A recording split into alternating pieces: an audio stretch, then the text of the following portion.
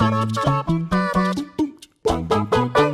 all of you little demons, Jules here for WhatCulture.com, and I have a burning question for you. Can you call yourself a true From Software fan without having played Demon's Souls?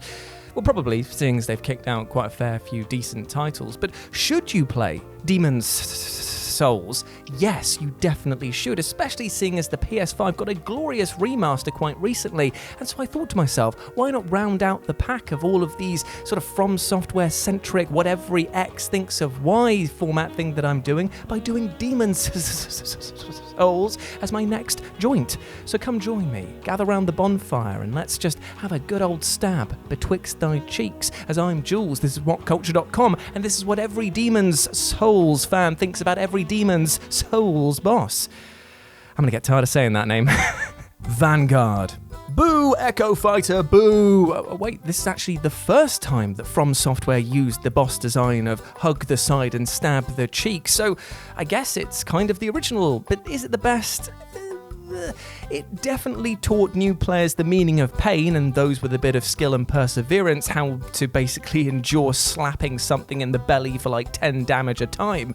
So yeah, Vanguard, you're alright mate. Although, just a little point, in the remaster, did they have to make his cheeks so wobbly? Ugh. Dragon God Round 1. Oh, that Tony Hawk's face grind that you've just done there feels like it should have the World Stars splash logo down in the bottom corner, because that was an unmitigated beatdown. Don't worry, we'll get him next time though. Phalanx.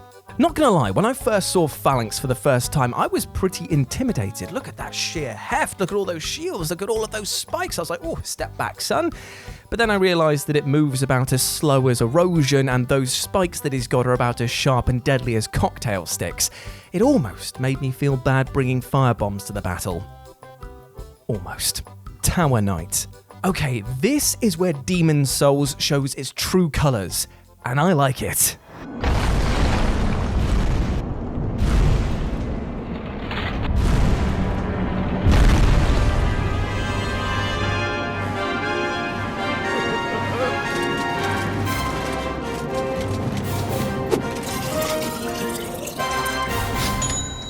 Oh my god, all of the From Software cornerstones distilled into a single cutscenes. Squash me under your heel, metal papa, because I'm ready for some pain. Armor Spider. Intimidating boss design. Check. Awesome area of effect attack that makes the arena feel absolutely claustrophobic. Check. An invincible spot at the back of the stage which basically just lets you cheese the entire boss and kill it with making it look like an absolute tit? You better believe that's a big check. Okay, so ignoring this cheese strat, it actually is a really fun boss fight. I love the design, and like I say, I love the arena. And I also love the fact that it can rear up, squeal its heart out, and then utterly whiff its attacks. Demon's Souls hitboxes. You've gotta love them. Flamelurker. So with a name like Flamelurker, you'd maybe assume that this boss would, I don't know, lurk in the shadows and maybe just belch fire at you from afar. Boy, was I wrong. This, hands down, might be, outside of an optional boss in this game, the hardest fight in the entire experience. Many consider this to be the true big bad of this game. It is a brutal, unrelenting fight, and you might just come out on top. I love this. Dragon God Round 2. Alright, it's time for the rematch. It is time to take down this leather-winged wanker once and for all. What do you mean I have to use stealth? What do you mean I have to go all the way around the battle? I just want to go up to this dental work dragon and just sock him right in the puss. Oh, God. Really? You just go around the stage like you Wreck-It Ralph destroying stuff and then you shoot him twice? Is that it? What a disappointment. Penetrator. If you decide to bring a summon to this boss battle, then the Penetrator's hilarious name isn't going to be the funniest thing that's happening here, because he'll just wail on your mate and just leave himself open for a few rear attacks, if you know what I'm saying, and it's a bit of a joke. But if you are fighting this guy solo, then be prepared for a world of pain. He's got this really weird wind-up to his attacks, meaning that you will lose a ton of life without even knowing why. At least you can probably take some solace in your death by reminding yourself that this boss calls themselves the Penetrator. It's like that kid at school who thought that they were really cool by making up their own nickname. Oh, call me Spider. No one's going to call you Spider, James. Fool's Idol. Hello? Do Do you want to react to the fact that I'm just stabbing you over and over in the stomach with a spear? Nope, just going to keep reading your book, are you? I have literally never seen a boss give this little a toss about dying. Nothing? Man-eaters. Did somebody say gang boss? No? Well, you've got one anyway here, and it's on a really tight walkway in the dark, meaning that if you make one slight mistake, thanks to the amazing From Software camera TM From Software camera TM work, brilliant TM work, then you'll fall off to your death. Tip top. Cool. Daddy's getting this check. Speaking of daddies, this is basically the grandfather to the Gargoyles boss fights that you'll have later on in the Dark Souls series. But this one actually dials up the tension somewhat because the man-eaters actually fly away, meaning that you can lose track of them. And if you don't take his mate down quick, then his other friend's going to pop in and just be like, hello, you want some? Well, I got it. Old Monk. Now this is a boss battle of two halves, this one, but no matter how you cut it, it is still a brilliant bit of boss design. So what happens is that when you take on what is effectively this angry magic carpet from the Aladdin movies, it'll either summon in an NPC for you to fight or a real-life player. And that is sure to put the chill in the spines of most gamers because, after all, even though some of the bosses in the Demons and Dark Souls and Bloodborne and Sekiro series are all intimidating and huge, nothing is scarier than PvP and Demon Souls' hitboxes. Oh god, it's like somebody walking over my grave. Leechmonger. You kind of have to feel sorry for the dev that came up with this boss. And we're doing a usual skit thing now.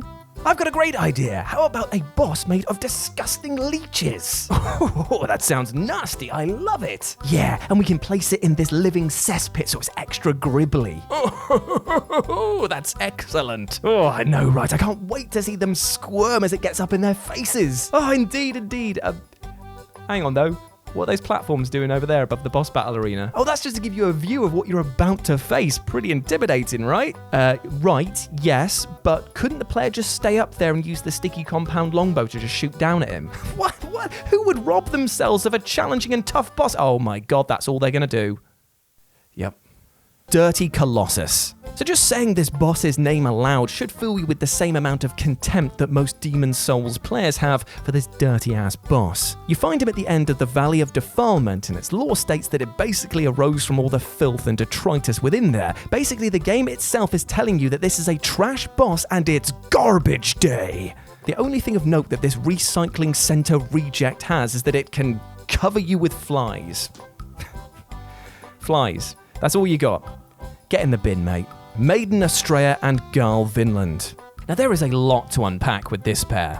Firstly, the design of Maiden Fair with her burly protector is a great combo. Plus, it doesn't lead to a 2-on-1 battle that many might expect. Now don't get me wrong, this is definitely a handicap match, but it's actually the team of Garl and the entire game world itself that look to batter the piss out of you. Now Garl himself is no pushover by any stretch of the imagination, what with his ability to parry and also heal himself, but this is nothing compared to the absolutely abysmal Swamp Plague, which basically acts as a precursor to the franchise's toxin status. And everyone loves that.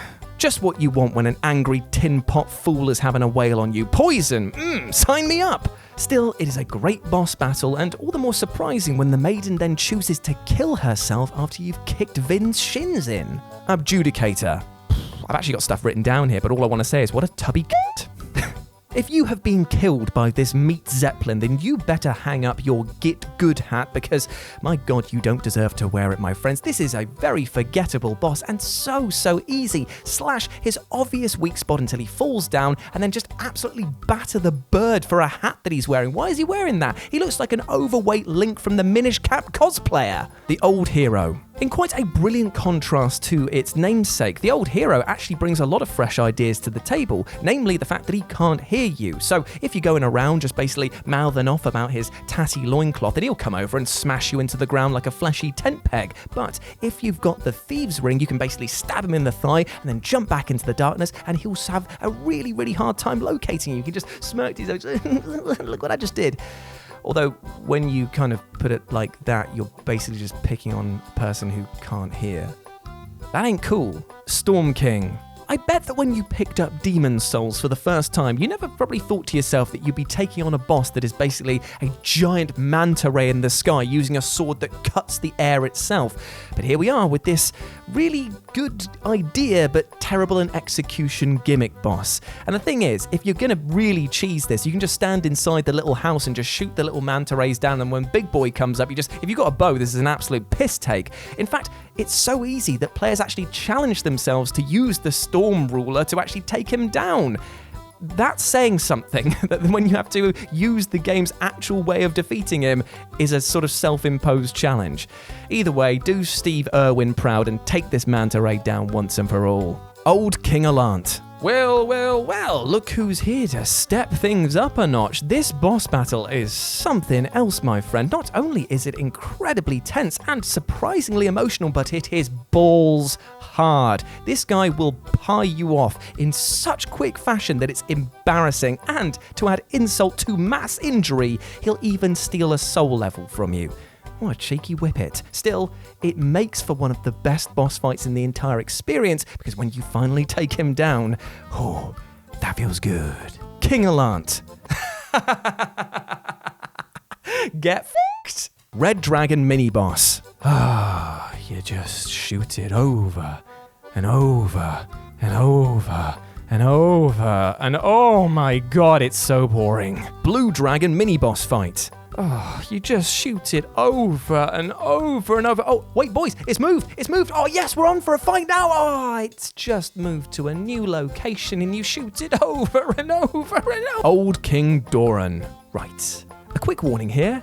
Do not fight this guy, okay? You should know that you're getting into something pretty serious when you have a wee stab at the lad and he just goes like, it's a nice letter opener you got there. You want to wipe the butter off that thing first. If you continue to poke the bear, then you will unleash an apocalypse unseen anywhere else in this entire franchise. He will batter you like Scottish cooking. Do not fight this guy. He's coming for your honey, and he's hungry. Well, there we go, my friends. That was what every Demon Souls fan thinks about every Demon Souls boss. I hope that you enjoyed that, and please let me know what you thought about it down in the comment section below, as well as any other suggestions that you have for what I should apply this formula to next. Do you want me to do it to Battlefield? Do you want me to do it to, I don't know, FIFA games? Don't do FIFA games. I wouldn't know any difference. I don't bloody play them. But still, let me know down below what you would like to see me do next. As always, I've been Jules. You can follow me over on Twitter at RetroJ, or you can swing by Live and Let's Dice. It's my personal gaming channel where I do a merry jig apparently, where I stream every single Wednesday and Sunday. But before I go, my friends, even though we talked about lots of uphill battles against bosses that were far, far bigger than us, you, my friend, in the walk of life should not let anything deter you from being you, because you are an absolute bloody ledge. You deserve love, happiness, and success, and do not let anything or anyone else tell you otherwise, okay? Now go out there and absolutely smash it. As always, I've been Jules, you have been awesome, never forget that, and I'll speak to you soon. Peace.